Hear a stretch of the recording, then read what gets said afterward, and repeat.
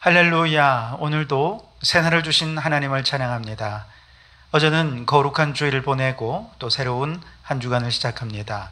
주신 말씀 마음에 새기며 이 한 주간도 이삭처럼 예수님을 모시고 늘 부요한 삶을 살아가는 우리 성도들이 되시기를 주님의 이름으로 축복합니다.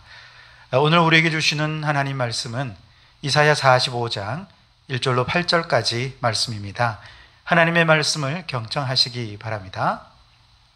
여호와께서 그의 기름 부음을 받은 고레스에게 이같이 말씀하시되, 내가 그의 오른손을 붙들고 그 앞에 열국을 항복하게 하며 내가 왕들의 허리를 풀어 그 앞에 문들을 열고 성문들이 닫히지 못하게 하리라.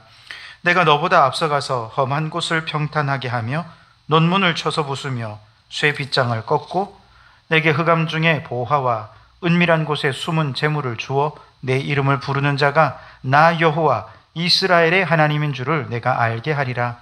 내가 나의 종 야곱, 내가 택한 자 이스라엘을 위하여 내 이름을 불러 너는 나를 알지 못하였을지라도 내게 칭호를 주었노라.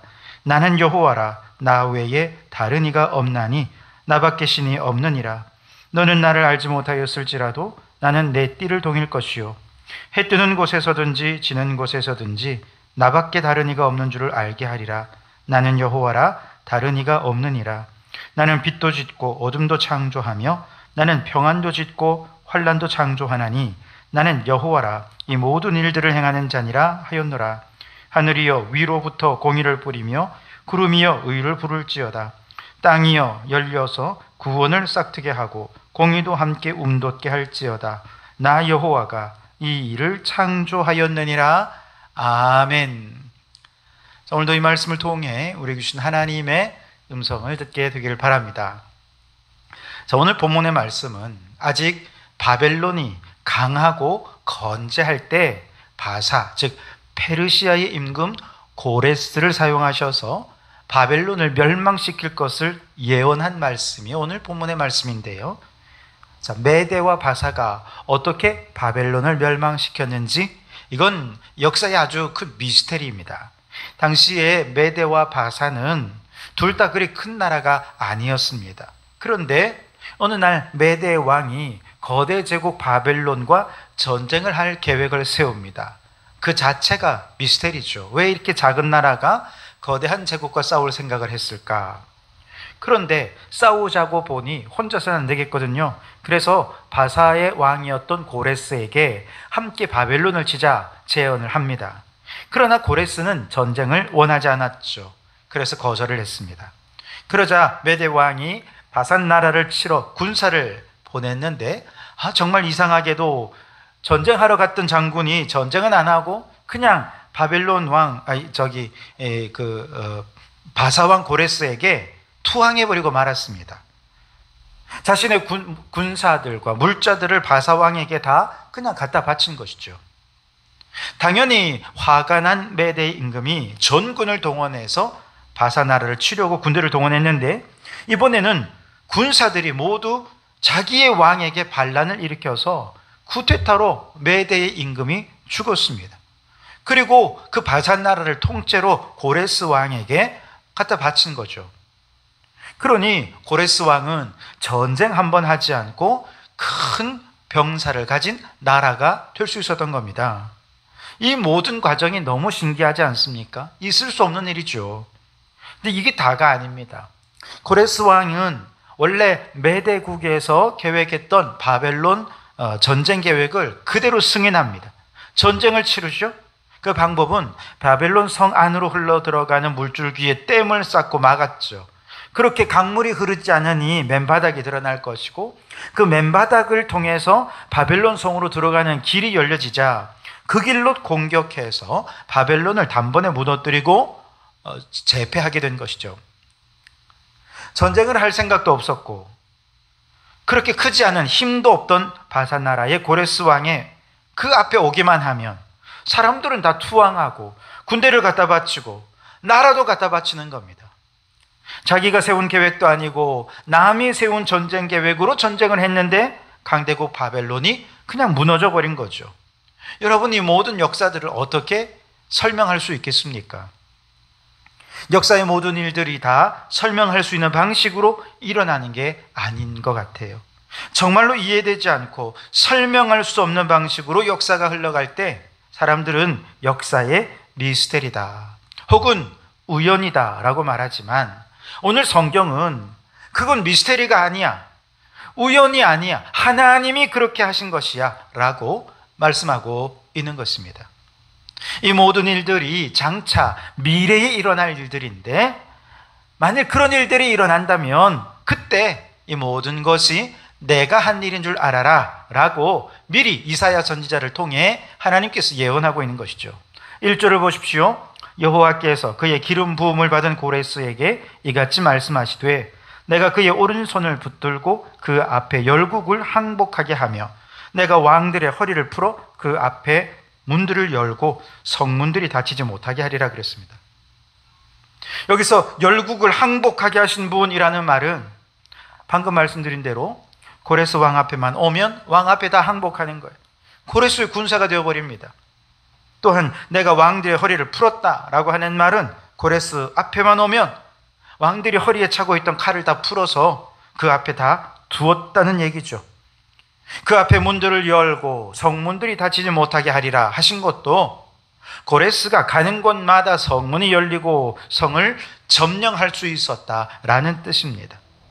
2절 말씀에도 내가 너보다 앞서가서 험한 곳을 평탄하게 하며 논문을 쳐서 부수며 쇠 빗장을 꺾고, 그렇게 말씀하시죠.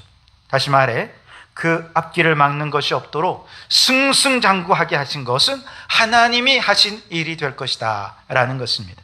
3절에도 내게 흑암 중에 보화와 은밀한 곳에 숨은 재물을 주어 내 이름을 부르는 자가 나 여호와 이스라엘의 하나님인 줄을 내가 알게 하리라 그랬습니다.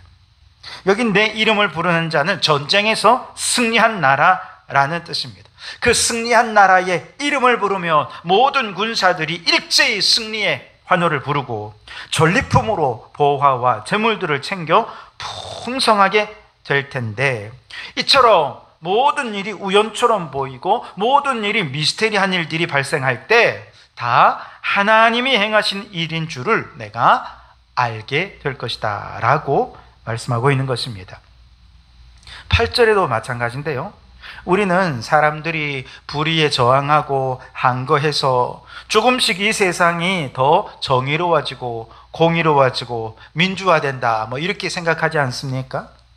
그래서 프랑스 시민혁명을 통해서 시민들의 주권이 회복되고 평등한 세상이 열리는 길이 열려졌고, 미국의 남북전쟁을 통해 흑인들이 해방이 되었고, 우리나라만 해도 독재에 저항했던 4.19 혁명, 또 우리 지방의 3.15 의거, 5.18 민중항쟁 등등 역사에 기록된 수많은 희생 속에서, 저항 속에서 민중의 저항으로 독재에 맞서 항거할 때 이 나라가 그 모든 항거를 통해 조금씩 정의로워졌고 민주화되었다라고 우리는 그렇게 생각하지만, 오늘 성경은 그 모든 일이 사실은 하나님이 행하신 일이었다라고 말씀하시는 겁니다. 마치 사람이 씨를 뿌리긴 하지만 하늘이 구름을 모아서 비를 내리고 땅이 열려 씨앗이 싹트고 움이 돋는 것처럼, 우리가 하는 일은 겨우 씨앗을 뿌리는 정도에 불과하고, 더 중요한 것, 하나님께서 하늘에 구름을 모아서 비를 뿌리듯이 그렇게 구름을 모으듯 의를 모으고 비를 뿌리듯 공의를 뿌리신다는 것입니다. 또한 하나님께서 땅을 열어서 구원을 싹트게 하고 공의가 돋게 하실 것이다 라고 말씀하시는 것이죠. 그러면서 이제 7절에 이렇게 말씀합니다. 나는 빛도 짓고 어둠도 창조하며 나는 평안도 짓고 환난도 창조하나니 나는 여호와라. 이 모든 일들을 행하는 자니라 하였노라. 아멘. 여러분, 이 말씀을 들으면 좀 의아해합니다. 하나님이면 빛만 짓고 평안만 지어야지 왜 어둠도 창조하고 환난도 창조하시지? 의아해하는 분이 있을 거예요. 그러면 악마도 하나님이 창조하셨나? 죄악도 하나님의 작품인가? 그렇다면 하나님은 선하신 분인가? 악한 분인가? 헷갈린다. 아마 그렇게 생각하는 분이 있을지 모르겠습니다. 그러나 오늘 이 말씀은 그런 얘기가 아니에요. 이 세상 모든 영역에서 일어나는 모든 일이 하나도 빠짐없이 창조주 하나님의 주권 하에서만 일어나는 일이라는 것을 말씀하고 있는 것입니다. 하나님은 빛 속에서도 일하지만 어둠 속에서도 역사하신다는 겁니다. 하나님은 평안함 속에서도 우리와 함께 하시지만 환난 속에서도 우리와 함께하며 도와주신다는 것이죠. 세상에 일어나는 모든 일들은 하나님의 크신 주권 아래에서 이루어지기 때문에 지금의 어둠도 합력하여 결국은 빛으로 나아가게 될 것입니다. 하나님이 도와주시면 지금의 환난도 합력하여 선을 이루게 될 것입니다. 오늘 이 말씀이 염두에 두고 있는 한 종교가 있는데 바로 조로아스터 교회입니다. 당시 페르시아에는 불을 숭배하는 조로아스터교가 있는데요, 이는 세상을 선과 악 두 원리로 규정하고 있습니다. 즉 우주와 세상의 모든 일은 빛과 어둠, 선과 악을 주관하는 대립적인 두 신에 의해서 유지되고 움직인다, 그렇게 생각합니다. 그래서 선한 신이 강력해지면 세상은 더 선하게 되고 풍만해지고 또 좋은 일이 많아져요. 그러나 악한 신이 강력해지면 악한 일들이 많고 환난이나 재앙들이 많이 일어난다, 그렇게 생각을 한 것이죠. 그런데 하나님께서는 그런 거 아니라는 거예요. 하나님은 빛도 어둠도 평안도 환난도 모두 다 주관하시는 유일하시고 절대적인 주관자 하나님이시다라고 하는 것을 말씀하고 있습니다. 근데 오늘날 기독교도 그렇게 이원론적으로 생각하는 분들이 계세요. 하나님은 빛의 주관자이시고 마귀는 악의 주관자.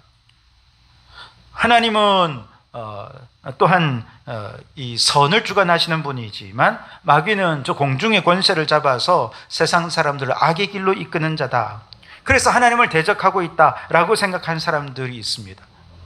물론 이 말도 틀리진 않습니다. 마귀는 악을 주관하고 공중의 권세를 잡아 하나님을 대적하는 건 맞습니다. 그러나 그 마귀조차도 성경은 하나님의 손 안에 있다는 거예요.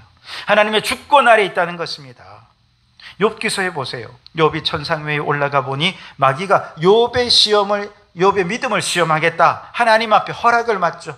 그러니까 하나님께서 범위를 허용해 주십니다. 너는 몸은 상하게 하지만 생명은 상하게 하지 마 라고 하시면서, 재물은 가져가지 마, 몸은 상하게 하지 마, 뭐 이렇게 하시면서 하나님이 허용하신 범위 안에서 마귀가 일을 하도록 하십니다. 그 이상을 넘어가지 못해요. 결국 선한 신이 따로 있고 악한 신이 따로 있는 게 아니라 서로 대립하는 것이 아니라 모든 것의 절대 주권자는 하나님밖에 없다라고 하는 것을 말합니다. 마귀는 절대로 하나님을 대적할 수 없어요. 마귀는 예수 그리스도 안에서 이미 실패자요, 패배자요, 무정에게 갇힌 자가 되었습니다. 그러니 여러분, 인생의 찬란한 태양 같은 밝은 날에 하나님을 찬양하십시오. 혹은 인생의 짙은 먹구름이 몰려와 고난과 시련의 풍파가 닥칠 때에도 하나님을 찬양하십시오. 오늘 마지막 7절 마지막에 나는 여호와라 이 모든 일을 행하는 자니라 라고 말씀하십니다. 우리의 삶에 절대 주권자 그 하나님 안에서 빛도 어둠도 선도 악도 모두 하나님의 나라를 이루는 도구임을 깨닫고 오늘도 하나님 나라의 선한 도구로 쓰임받는 성도들이 되시기를 주님의 이름으로 축원합니다. 기도하겠습니다. 하나님은 역사에 이해할 수 없는 미스테리한 사건 이면에서 역사하시는 주권자이심을 깨닫게 하시니 감사합니다. 지금도 하나님의 선과 악, 빛과 어둠 모든 인생의 재료를 다 사용하셔서 하나님 나라를 만들어 가시는 분이신 줄 믿습니다. 우리도 그 하나님의 나라를 일구어가는 한 부분에 쓰임받는 도구가 되게 해 주시옵소서. 예수님 이름으로 기도하옵나이다.